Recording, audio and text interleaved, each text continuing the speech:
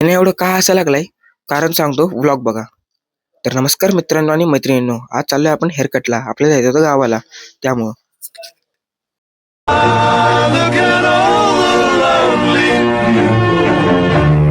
तर परत एकदा नमस्कार मित्रांनो आणि मैत्रिणींनो, मी तुमचा लाडका आदर्श.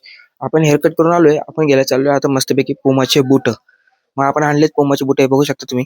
लाल कलर मध्ये मला एवढं भारी आवडलाय हे बूट, म्हणून तरी मी घेतला हा बूट. मला म्हणजे गावाला जायचंय म्हणून मी बूट घेतले. मग आता मग मस्तपैकी मी पॅक करून ठेवणार आणि गावाकडे घालणार. मग मेडिकलला आल्यावर आपल्याला भेटला यशा.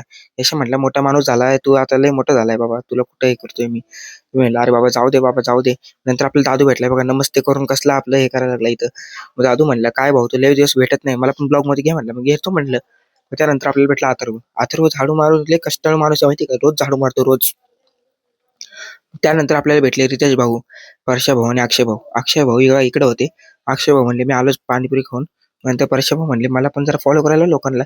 नंतर सिद्ध्या बघा कसा टाइमपास करायला, नुसतं टाइमपास करतोय सिद्धे. आईस्क्रीम लाव म्हणल्यावर दाखवत बसलाय. मग सिद्धेला म्हणलं, लवकर आवर, चहा प्यायला जायचंय. चहा प्यायला आल्यावर यांनी काहीतरी जोक मारला हातामध्ये. मग दिण्याचं एवढं हसन चहा सांडलं, हे बघू शकता तुम्ही.